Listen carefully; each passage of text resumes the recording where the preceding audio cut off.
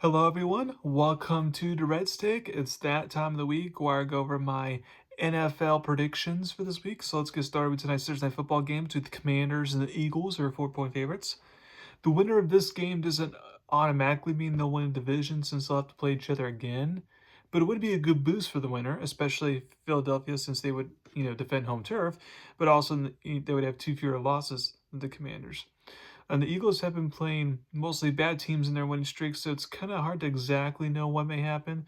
But since everyone is healthy for the Eagles and the Commanders have yet to be to beat legitimate teams, although they've been close. I think the Eagles can outscore the Commanders to get a win, either winning 27-23. Next, you get the Ravens for 3-point favorites versus the Steelers.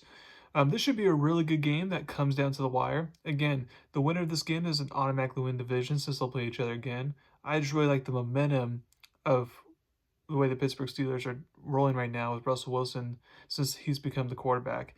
The Ravens' defense, especially in the secondary, is awful. All pro safety Kyle Hamilton might be out this game, which makes matters worse for the secondary. Then, if there's any defense that can at least not stop, but at least contain the Ravens' offense, and when I say contain, I mean hold them like maybe 20 points instead of 30 points, it would be the Steelers defense. So I'll take the Steelers to remain first in the division. I have them winning 28-24. Next, you got the Jaguars versus the Lions for 14-point favorites. This is my favorite blowout of the week. While the Lions survived last week and got the W, they played their worst game of the season, so I expected them to bounce back. Then with Mac Jones starting quarterback for Jacksonville, they won't be able to compete in a shootout with Detroit. So I have Detroit winning 38-10. Next, you get the Rams, who are 5-point favorites versus the Patriots. For some reason, the Rams' offense was a no-show in the big game on Monday Night Football against Miami. I think since the Rams returned starters on the offensive line for the first time this season, it just took some time to have that cohesion. They have stuff to figure out there, but assuming they can find that cohesion throughout practice this week and apply it to the game, I feel like they'll have a bounce-back game. The Patriots, I think, could be feisty in this matchup, but the Rams being more desperate for the win here will find a way to get it done. I have the Rams winning 26-17. Next, you get the Browns versus the Saints, who are 1-point favorites. This is a hard game to predict. Since quarterback Jameis Winston is starting for the Browns, he knows the Saints and they know him. So who has the advantage there? The Browns are an awful road team. However, the Browns are coming off a bye week, so Coach Kevin Stefanski has plenty of time to rework the offense around Winston. I think the Saints barely find a way to survive at home once again, either winning 23-21. Next, you get the Colts versus the Jets, or 4-point favorites. Anthony Richardson's back as a starting quarterback for the Colts since Joe Flacco is not looking like his Cleveland version from last year. Luckily, the Jets are not a good rush defense, so not only running back Jonathan Taylor should be productive, but Richardson with his running ability should get plenty of good runs in. Plus, if they lose this game, their season's over. I feel the Jets' drama will continue and the Colts find a way to survive after winning 24-21. Next, you get the Vikings, who are 6-point favorites versus the Titans. I know the Vikings didn't blow out the Jaguars last week, like most expected, including myself, but I could see them winning easily this week, though. With the way Titans quarterback Will Levis plays football, and you mix that with a good Vikings defense who forces a lot of turnovers, that will spell trouble.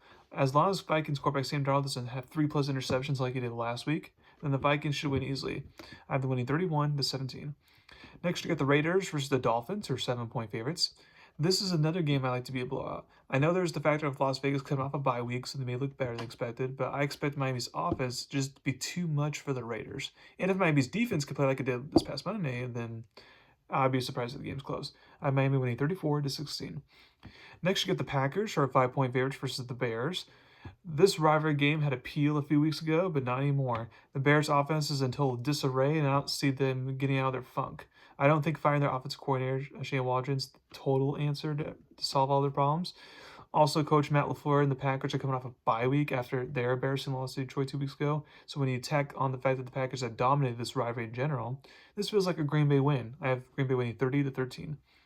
Next, you got the Falcons versus the Broncos, who are 2.5-point favorites. Since a good team like the Falcons got embarrassed by a divisional rival last week, I expect them to play better this week.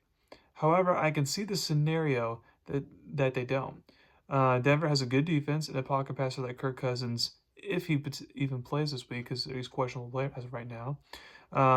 He would have trouble to get the ball. He'd have trouble to find enough time to get the ball to his productive receivers, and that could spell trouble.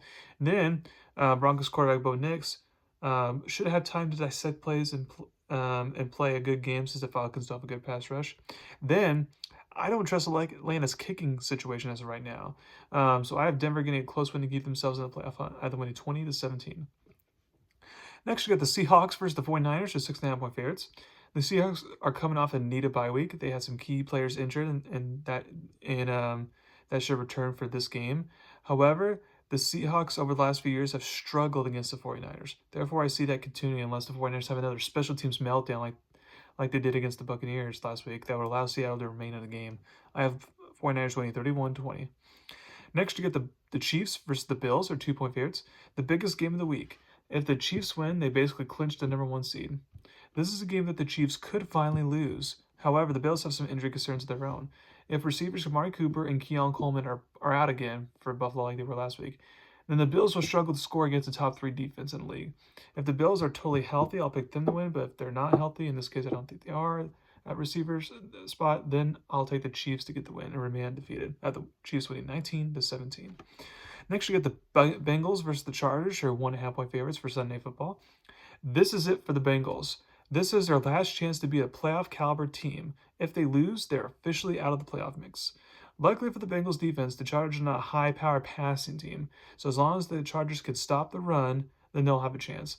Something that's underrated is the Chargers defense, believe it or not. They have not given up over 21 points a game, and the Bengals are one of the best passing offenses in the league. Since the Bengals are really desperate, especially since the refs screwed them over last week with their no call on the 2-point conversion, I will take the Bengals to get the close upset here. I have them winning 24-23. And then last but not least, you got the Monday Night Football game between the Texans, who are 7-point favorites, and the Cowboys. Everyone likes a good old Texas rivalry game, but the problem is the Cowboys are so awful. I don't see how they make this a game, in all honesty. Therefore, it's just another nail in the coffin for Dallas playoff hopes. I have Houston winning 27-10.